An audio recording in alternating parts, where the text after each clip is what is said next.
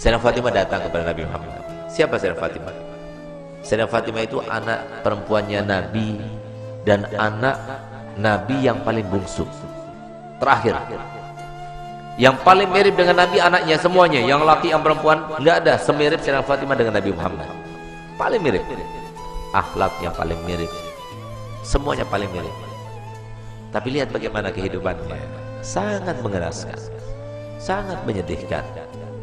Yang seandainya para syarifah-syarifah tahu siapa datuknya Sayyidah Fatimah, maka kita itu akan merasa yang ada sekarang ini luar biasa, luar biasa. Kita berdakwah hanya dihinakan orang, direndahkan orang, nggak sepadan dengan apa yang dilakukan oleh Nabi Muhammad. Nabi Muhammad dilempar, Nabi Muhammad dikatakan tukang sihir. Nabi Muhammad bukan cuma itu saja, tapi Muhammad dicekek, Nabi Muhammad dilempar dengan batu, dilempar dengan besi, sampai luka-luka badannya. Kita nggak pernah seperti itu. Sehingga kalau kita melihat juga para syarifah itu harusnya lihat pada neneknya Sayyidah Fatimah. Bagaimana Sayyidah Fatimah? Sampai Nabi SAW mengatakan bahwa Sayyidah Fatimah adalah pemimpinnya para wanita ahli surga semuanya. Ibunya di bawah pemimpinannya, Sayyidatuna Maryam di bawah pemimpinannya, Sayyidatuna Hawa di bawah pemimpinannya, semuanya. Yang paling mulia di antara wanita adalah Sayyidah Fatimah Zahra. Tapi lihat bagaimana kehidupannya, kehidupan yang wah, kehidupan yang hebat, kehidupan yang penuh dengan fasilitas. Tidak. Sayyidah Fatimah itu ketika beliau kawin, itu maharnya itu kalau dihitung dengan uang sekarang cuma 4 juta sekian semuanya. Pakaiannya, untuk bajunya, untuk minyaknya. Kemudian 4.800.000 itu kira-kira, itu harga 400 dirham itu. 4.800.000 itu dibagi 3. Sepertiga dibelikan minyak oleh Nabi, sepertiga dibelikan pekakas oleh Nabi. Pekakasnya itu berupa apa? Pekakasnya itu berupa bantal yang terbuat dari kulit, dan kulit itu diisi dengan pelepah kurma. Pelepah kurma. Kemudian dibelikan selimut. Selimut itu tempat duduk. Yang kata Sayyidah Fatimah, tempat duduk yang aku pakai adalah selimut yang aku pakai ketika tidur. Selimut yang aku pakai ketika tidur itu adalah yang kita gunakan untuk duduk ketika mengembala kambing bersama suamiku Ali. Yang jikalau kami tidur berdua, kami angkat ke kepala, kaki kami terlihat. Kalau kami tarik ke bawah untuk menutupi kaki kami, maka kepala kami terlihat. Itulah selimutnya Sayyidatina Fatimah Zahra. Sehingga suatu waktu pernah ada sebuah cerita yang sangat luar biasa daripada kehidupan Sayyidatina Fatimah Zahra. Nabi Muhammad SAW nangis, tidak ada henti-hentinya, menangis. Sayyidina Abu Bakar Siddiq datang, tetap menangis. Sayyidina Umar datang, tetap menangis. Sayyidina Utsman datang, tetap menangis. Sampai Sayyidina Abu Bakar mengatakan, ini nggak ada yang bisa mendiamkan Nabi kecuali putri tercintanya Sayyidatina Fatimah Zahra. Berangkatlah Sayyidina Abdurrahman bin Auf ke rumah Sayyidatina Fatimah dengan perintah dari Sayyidina Abu Bakar Siddiq. Diketok, siapa di luar sana? Ibn Auf, wahai Fatimah. Untuk apa kamu datang kemari? Kami ingin meminta bantuanmu karena Nabi SAW mulai tadi sedang nangis dan tidak berhenti menangisnya, terus menangis. Kami sedih melihatnya.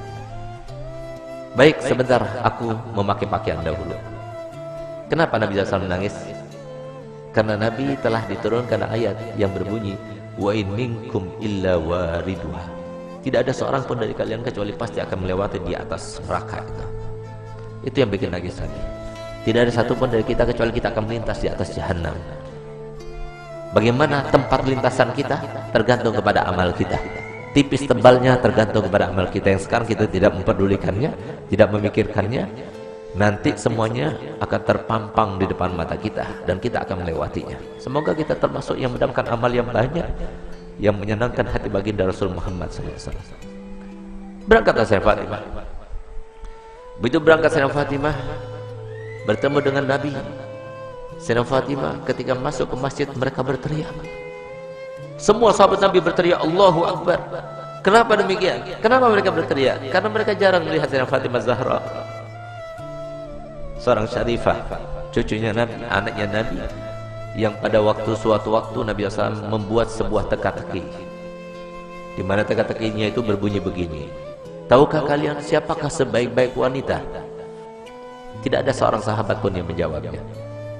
Sampai kemudian Imam Ali pulang ke rumahnya dan dia sampaikan pertanyaan Nabi kepada Sayyidah Fatimah. Maka Sayyidah Fatimah, aku tahu jawabannya. Apakah wahai binti Rasul? Jawabannya adalah sebaik-baik perempuan adalah tidak pernah dilihat laki-laki dan tidak pernah melihat laki-laki. Ketika Sayyidah Fatimah datang dan para sahabat banyak tidak mengetahui dengan Sayyidah Fatimah, mereka berteriak semuanya. Kenapa berteriak? Karena baju yang digunakan oleh Sayyidah,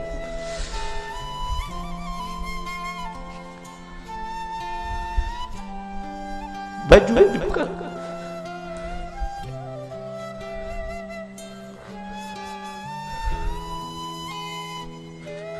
baju yang digunakan oleh Sayyidah Fatimah terdapat tambalan sebanyak 20 tambalan, sehingga sahabat semua sedih melihat putri tercintanya yang selalu dipuji oleh Nabi, yang paling mirip dengan Nabi, yang selalu Nabi SAW merintahkan semua wanita supaya mengikutinya, meneladaninya.